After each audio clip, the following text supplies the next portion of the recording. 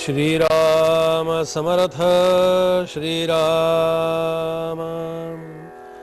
नाना रोगांची नाना वारी पीडा करीती पृथ्वीवरी।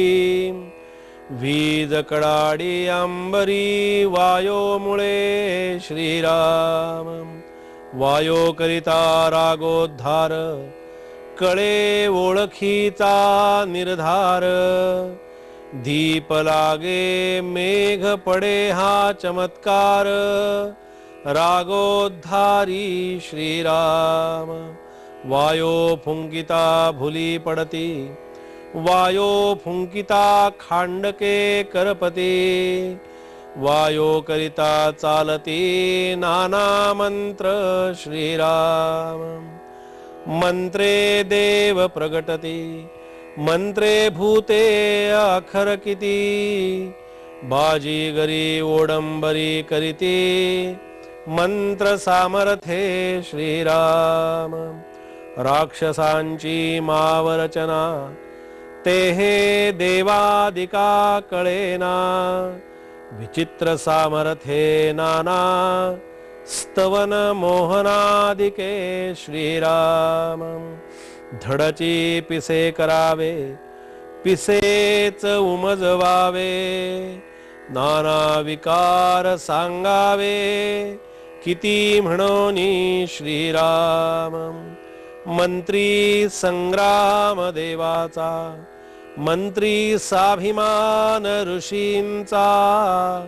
महिमा मंत्र सामर्थ्याचा कोण जाणे श्रीराम। मंत्री पक्षी आटोपिती मूषके स्वापदे बांधिती। मंत्री महासर्प खिळती आणि धनलाभ श्रीराम। आता सोहा प्रश्न झाला बद्धाचा जन्म प्रत्ययाला। मागील प्रश्न फिटला श्रोतयाचा श्रीराम। इति श्रीदासबोधे गुरु शिष्य संवादे देहांत निरूपण नाम समास आठवा। श्रीराम समर्थ श्रीराम। वाऱ्यामुळं समर्थ इतकं सखोल चिंतन या वायूचं आणि वायूच्या स्वरूपाचं आपल्या समोर ठेवतायत की वाऱ्यामुळे अनेक रोग उत्पन्न होतात। कशा प्रकारे होतात तर आपण पाहतो की साथीचा प्रादुर्भाव होतो। किती समर्थांनी सूक्ष्म चिंतन केलेलं असेल हो। इतकं सूक्ष्म चिंतन आपल्याला इतरत्र कुठे फारसं पाहायला मिळत नाही। म्हणजे साथींचा प्रादुर्भाव कशा प्रकारे होतो आणि रोगांचा प्रादुर्भाव कशा प्रकारे होत असतो हे समर्थ आपल्याला या अध्यात्माच्या आणि अध्यात्म चिंतनाच्या दासबोध चिंतनाच्या माध्यमातून आपल्या समोर ठेवतायत की वाऱ्यामुळे अनेक रोग होतात। वाऱ्यामुळे तर रोगाचे विश्वजंतू फैलावतात। किती चिंतन आपल्या समोर हे ठेवले आजच्या काळामध्ये त्याची केवढी मोठी आपल्याला प्रचिती घेता येते म्हणा किंवा त्याचा अभ्यास करता येतो। आणि हे समर्थांनी हे विचार 400 वर्षापूर्वी सांगितलेत हे आपण कधीही विसरायचं नाही। म्हणजे ही संतांची भूमिका अशा प्रकारानेही असू शकते याचं केवढं मोठं उदाहरण म्हणजे समर्थ रामदास स्वामी येतो। 400 वर्षापूर्वी या महापुरुषानं व्यवस्थापन शास्त्र काय असतं, संघटन शास्त्र काय असतं, नीतिशास्त्र काय असतं, अध्यात्म विवरण काय असतं, हरिकथा निरूपण काय असतं, समाजकारण कशा प्रकारचं असतं, राजकारण कशा प्रकारचं असतं हे त्यांनी त्या काळामध्ये आपल्या समोर तो आदर्श ठेवलेला आहे समर्थांनी। म्हणून अनेक मंडळींनी समर्थांची वचनं आधाराला घेतलेली आहेत। मेळविती तितुके भक्षिती ते कठीण काळी मरोनी जाती। हा विचार समर्थांनी 400 वर्षापूर्वी सांगितलाय, पण तो समर्थांचा विचार आहे असं म्हणण्याचा संकोच मात्र आम्हाला नक्की होतो. वचन समर्थांची वापरायची, तिथे कुठेही आहे करायचं नाही. निश्चयाचा महामेरू बहुत जनासी आधारू, हे समर्थांचं वचन घ्यायचं. मराठा तितुका मेळवावा, महाराष्ट्र धर्म वाढवावा, हा समर्थांचा विचार घ्यायचा. समर्थांचा विचार म्हणून आपण तो स्वीकारायचा, तो लोकांनाही प्रभावीपणे सांगायचा. पण हा समर्थ रामदास स्वामींचा विचार आहे असं सांगण्याचं मात्र आम्हाला कधीही आमची इच्छा होत नाही. का सांगू नये? न सांगण्याचं कारण काय असेल? 400 वर्षापूर्वी या महापुरुषांनी सांगितलं, लेकुरे उदंड जाहली तोते लक्ष्मी निघून गेली, बापुडी भिकेस लागली अन्न खाया मिळेना. त्याच धर्तीवर समर्थ इथे विचार मांडतायत की रोगाचा फैलाव, रोगाचा प्रादुर्भाव कशाने होतो? तर या वायूमुळे तो होत असतो. वायू त्याला कारणीभूत असतो आणि वायूमध्ये असणारी ताकद, वायूमध्ये असणारे चांगले गुण आणि वायूची ताकद समर्थ या माध्यमातून आपल्या समोर ठेवतायत की वाऱ्यामुळे हे विश्वजंतू फैलावत असतात. शेतामध्ये बघा, कपाशीवरती एखादा जर रोग पडला असेल तर रोग पडल्यानंतर तेवढं कपाशीचं एखादं झाड किंवा आंब्यावरती सुद्धा आता जेव्हा साथीचा प्रादुर्भाव होतो, रोग पडतो, तो एका झाडापुरता मर्यादित असतो. किंवा त्या झाडावरती तो रोग पडला असेल तर तेवढ्या झाडावरती औषध मारलं की संपलं, काम पूर्ण व्हायला पाहिजे. पण शेतामध्ये जर आपण पाहिलं तर एकाच झाडावरती किंवा एकाच फळावरती झालेला तो रोगाचा प्रादुर्भाव जो आहे, त्याच्यामुळे अवतीभोवतीची सगळी झाडं आणि फळं फुलं त्याच्यावरती सुद्धा रोग पडतो. गुलाबाची झाडं, गुलाबाची बाग करतात लोक आवडीनं. त्या गुलाबावरती जेव्हा रोग पडतो ना, त्या गुलाबावरती पडलेला रोग, त्याच्यातला जो जीवजंतू असतो, तो जीवजंतू सगळ्या फुलांच्या मध्ये जाऊन त्या रोगाचा फैलाव त्या ठिकाणी करत असतो. आणि हे 400 वर्षापूर्वी या महापुरुषांनी चिंतन आपल्या समोर ठेवलं. पृथ्वीवर तेव्हा अशा प्रकारची एक पीडा निर्माण होते आणि आकाशातली वीज कशामुळे कडाडत असते? तर आकाशामधली वीज सुद्धा वाऱ्यामुळेच कडाडत असते. म्हणून वायूमुळे आपण पाहिलं की शास्त्रीय संगीतातले राग, मुखवटे जेव्हा बाहेर पडतात तेव्हा त्याच्यातून या वायूमुळे श्रोत्यांना रागाची नावं केवळ आवाजावरून कळतात. आणि त्या आवाजावरून ते कळल्यानंतर मग ती वायूची गती आहे, तो वायूचा प्रकार आहे, ते वायूचंच देणं आहे. हा विचार या ठिकाणी मुद्दाम समर्थ आपल्या समोर ठेवतायत की काळोखामध्ये जेव्हा आपण जातो एखाद्या अंधारामध्ये गेल्यानंतर सुद्धा तिथे एक प्रकारची अशी वीज कडाडल्यानंतर लख्ख असा तिथे प्रकाश पडतो. तो वीज कडाडत असते आकाशामध्ये आणि आकाशामध्ये कडाडलेला विजेचा प्रकाश आपल्या घरामध्ये सुद्धा येत असतो. ती वीज काही आकाशामध्ये कडाडलेली वीज तिथे येत नसते. त्या विजेचा प्रकाश किंवा त्या विजेचा प्रवाह जो आहे, हा विजेचा प्रवाह त्या वायूच्या माध्यमातून आपल्या घरापर्यंत पोहोचलेला असतो. म्हणून वायू फुंकल्यानं माणसाला एक प्रकारची भुरळ पडते. वायू फुंकल्यानं मुळे अंगावरील जखम अक्षरशः कोरडी पडते. म्हणजे त्या काळामध्ये असे काही प्रकार करणारी माणसं असतील, त्यांची उदाहरणं समर्थांनी या ठिकाणी दिलेली आहेत की राक्षसांची मायावी रूप हे आपण रामायण महाभारत काळामध्ये पाहतो, वाचतो, पुराणामध्ये सुद्धा ते वाचतो. केवळ मंत्र सामर्थ्यानं त्यांना वठणीवर आणलं जातं. आता या मंत्र सामर्थ्याचा केवढा परिणाम होत असतो बघा.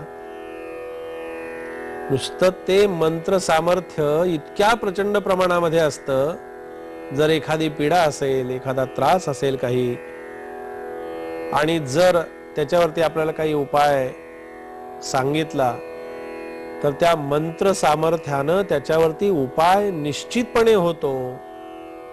अगदी ज्याला तो त्रास होतोय किंवा ज्याला त्या मंत्राचा काही त्याच्यावरती उपाय किंवा उपयोग करायला घ्यायचा आहे, त्या व्यक्तीला जर मंत्र येत नसतील, तो व्यक्ती ते मंत्र जर शास्त्रशुद्ध रीतीने म्हणू शकत नसेल, तर एखाद्या वैदिकांच्याकडून जेव्हा घरामध्ये आपण सप्तशतीचे पाठ करून घेतो,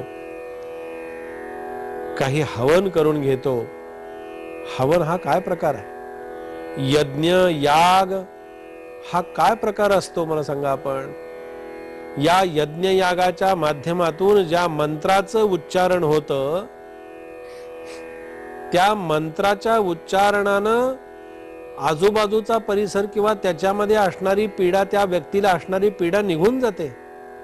हा चमत्कार नाही आहे, हे प्रत्यक्ष अनुभवाला येणारी आणि अनुभूतीनं जाणून घ्यावी अशा प्रकारची ही गोष्ट आहे.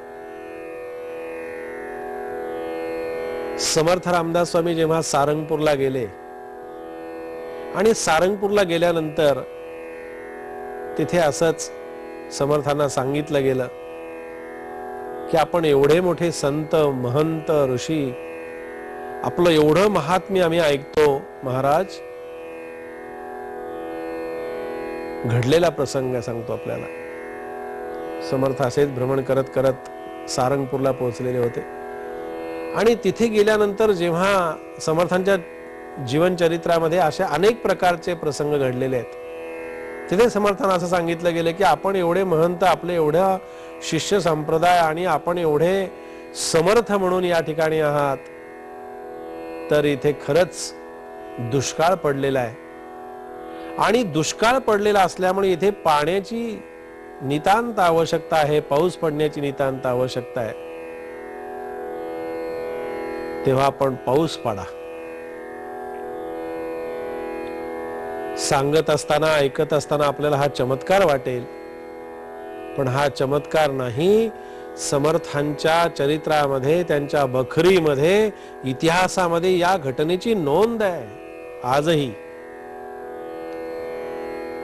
मग समर्थांनी भूदेव असणाऱ्या ब्रह्मवृंदांना बोलावलं आणि ब्रह्मवृंदांना बोलावून समर्थ त्यांना विनंती करतात की आपण या ठिकाणी पर्जन्य यागाचं पठण करा आणि पर्जन्य यागाचं पठण केल्यानंतर मग या ठिकाणी निश्चितपणे पाऊस पडेल. समर्थांच्या आज्ञेचं त्या ब्रह्मवृंदांनी पालन केलं आणि पर्जन्य याग म्हणायला जेव्हा सुरुवात केली, काय सांगावं आपल्याला, तिसऱ्या दिवशी त्या ठिकाणी सारंगपूरला तिथे पाऊस पडलेला आहे. आंध्र प्रदेशात आहे सारंगपूर. आजही त्याची प्रचिती म्हणून त्या ठिकाणी गेल्यानंतर आपल्याला ही माहिती मिळते आणि त्या ठिकाणी तो पाऊस पडला. सर्वांना अगदी व्यवस्थित रीतीने आपल्या जीवनाचा आनंद घेता आला. कारण आपण पाहिलं की पाणी जर नसेल, पाऊस जर नसेल, तर माणूस हैराण होऊन जातो. हे कशामुळे घडलं, हा दृष्टांत मी का सांगितला आपल्याला, तर वायूची गती. इथे पर्जन्य यागाचं पठण करून, यज्ञ याग करून त्या मंत्राचं सामर्थ्य एवढं प्रचंड प्रमाणामध्ये निर्माण होतं आणि त्या मंत्राचं सामर्थ्य त्या वायूच्या रूपानं आकाशामध्ये जातं आणि आकाशातून त्या पर्जन्य वृष्टी होते. हा काय चमत्कार आहे बघा, केवढी ताकद आहे. अध्यात्मशास्त्राला कुठल्याही प्रकारानं आपल्याला आव्हान देता येत नाही. अध्यात्मशास्त्र हे अध्यात्मशास्त्र आहेच आहे कुठल्याही परिस्थितीत. आणि ते अध्यात्मशास्त्र या प्रकारानं गुंफलं गेलेलं आहे. म्हणून समर्थ या ठिकाणी वेगवेगळ्या प्रकारची त्या काळातली उदाहरणं देत आहेत की राक्षसांची मायावी रूप केवळ मंत्र सामर्थ्यानं वठणीवर आलेली आपल्याला पाहायला मिळतात. वायूचे असे किती प्रकार सांगावेत. समर्थ म्हणतात वायू हा चमत्कार आहे. मंत्र सामर्थ्यानं देव युद्ध जिंकतात. ऋषींची तपश्चर्या त्या ठिकाणी फळाला जात असते, ती या वायूच्या रूपानं जात असते. आणि मंत्रानं पक्षी, सर्प, वाघ, सिंह त्या ठिकाणी खिळवून ठेवता येतात. मंत्रामुळे धनलाभ सुद्धा होतो. आणि हे सगळं वायूचाच एक प्रकारचा प्रभाव आपल्याला या ठिकाणी पाहता येतो. आणि अशा वायू स्वरूप असणाऱ्या मारुत्रयांची जर आपण उपासना केली, मारुत्रयांच्या भीमरूपीचं आपण जरी पठण केलं ना, तरी हा वायुनंदन असणार मारुतीरायांचं स्वरूप आपल्या समोर उभं राहतं. एवढं सामर्थ्य त्या पठणामध्ये आहे, एवढं सामर्थ्य त्या मारुत्रयांच्या स्वरूपामध्ये आहे.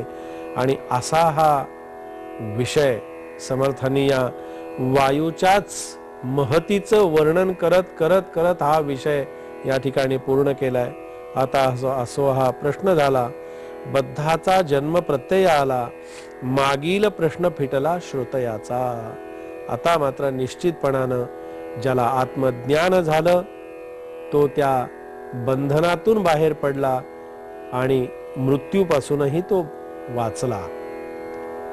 तो कोण वाचतो? ज्याला आत्मज्ञान होतं. तो कोण त्या बंधनातून बाहेर पडतो? ज्याला आत्म्याचं खऱ्या अर्थानं ज्ञान होतं.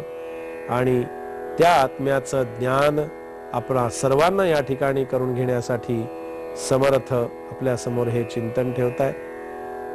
असा हा समास या ठिकाणी पूर्ण झालेला आहे. आजच्या दासबोध चिंतनामध्ये आपण त्याचं श्रवण केलं. उद्याच्या दासबोध चिंतनामध्ये समर्थ आपल्याला कोणता विषय आपल्या समोर ठेवणार आहेत ते आपण पाहू. जय जय रघुवीर समर्थ.